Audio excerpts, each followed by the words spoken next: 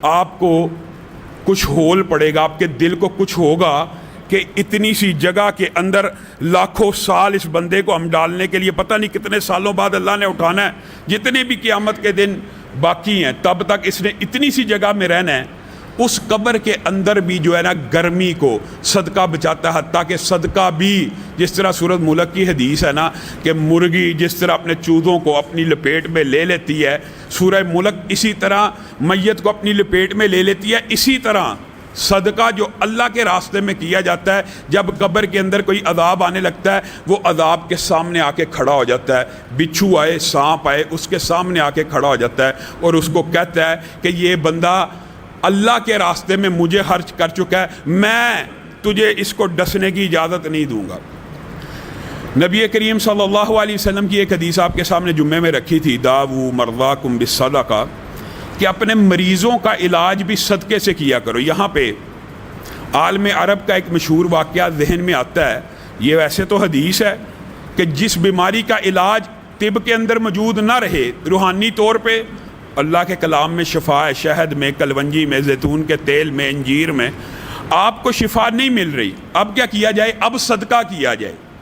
عالم عرب کا مشہور واقعہ ہے، ایک عربی عالم کا بیٹا ایسے مرض کا شکار ہو گیا جس کا کوئی علاج ہی نہیں، تھک گیا، ڈاکٹروں کے پاس جا آ کے بہت علاج کیے، ایک رات گھر میں لیٹا ہوا تھا، اس نے خود یہ واقعہ تحریر کیا کہ میرے دماغ میں نبی کریم صلی اللہ علیہ وسلم کی یہ حدیث گردش کرنے لگی، میرے ذہن میں ایک جھماکہ سا ہوا، ایک روشنی سی پیدا ہوئی، میں جیب کے اندر حسب استطاعت پیسے لے کے نکلا، پورے محلے میں گردش کی، کوئی بندہ بھی نہیں ملا کہ جس کو میں پیسے دے سکوں، اور نیت صدقے کی کر چکا تھا، اور اس نیت سے کہ اللہ میرے بیٹے کی بیماری دور کر، گھر واپس آتا ہوں ایک لاغر سی بلی دیکھتا ہوں، میں سوچتا ہوں کوئی بندہ تو نہیں ملا۔ میرے بھائیوں، یہ اتنا بڑا نیکی کا کام ہے، بندے کے اوپر صدقہ کرنا تو بہت ہی اجر و فضیلت کی بات ہوگی۔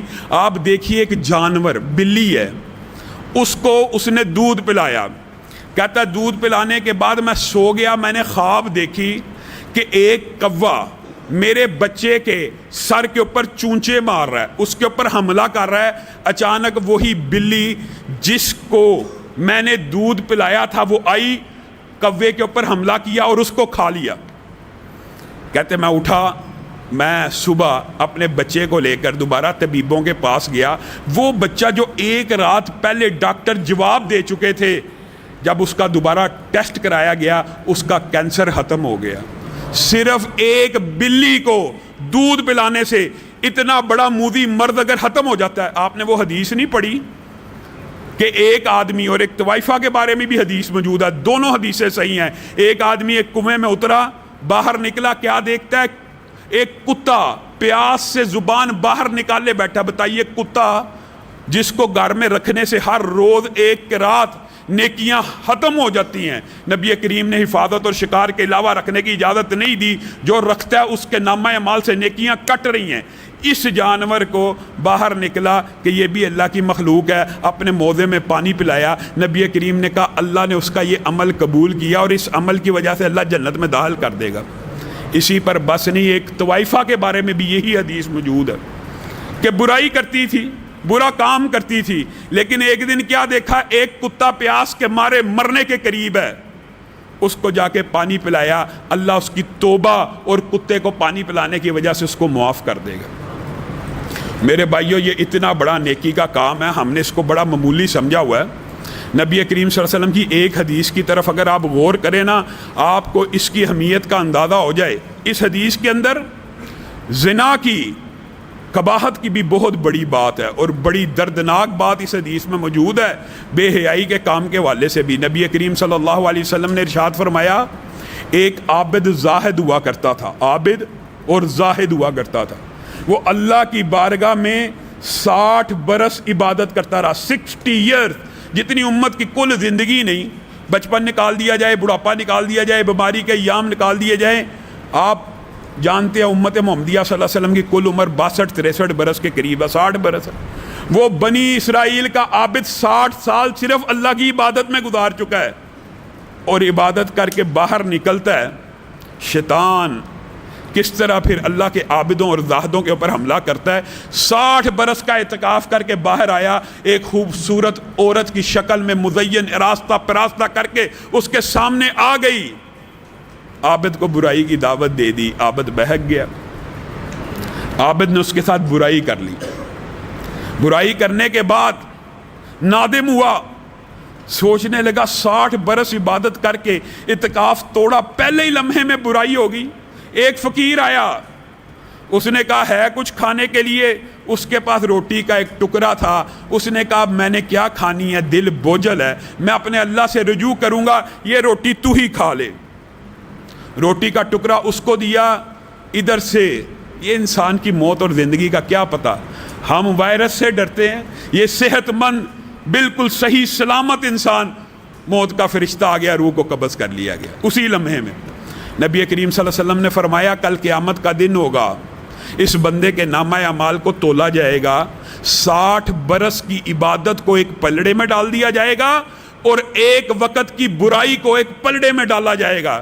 میرے بھائیوں، ہم کس دنیا میں جی رہے ہیں؟ 60 برس کی عبادت ایک پلڑے میں، ایک وقت کی برائی ایک پلڑے میں۔ نبی کریم صلی اللہ علیہ وسلم فرماتے ہیں اللہ کی قسم زنا کا پلڑا بھاری ہو جائے گا، 60 برس کی عبادت ہلکی ہو جائے گی، کیونکہ جب انسان یہ حدود کا گناہ کرتا ہے نا، اصل میں اس کا ایمان اس کے سر کے اوپر چلا جاتا ہے۔ ایمان ہو تو انسان برائی کرے، ایمان ہو تو حد توڑے اللہ کی۔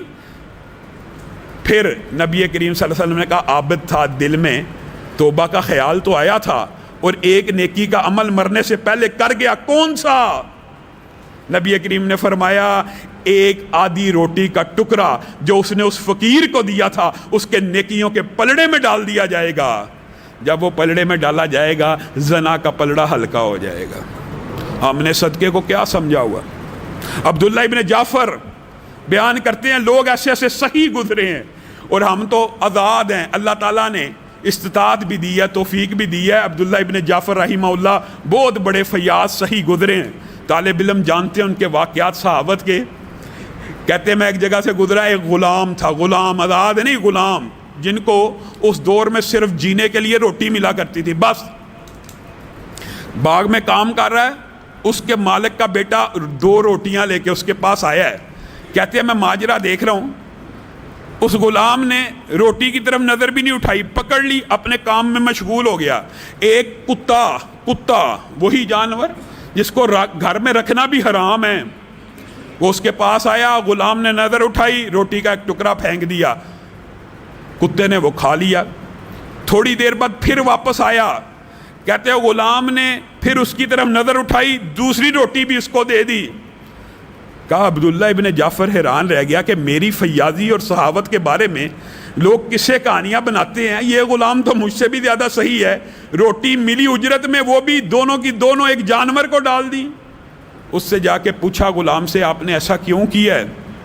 کہا میرے پورے علاقے میں کتا پایا نہیں جاتا، آج آیا تو مجھے سمجھ آ گئی نہایت بھوک سے ہے، میں تو پھر کام کر کے رات کو کھا لوں گا، اس بیچارے کو کس نے ڈالنی ہے؟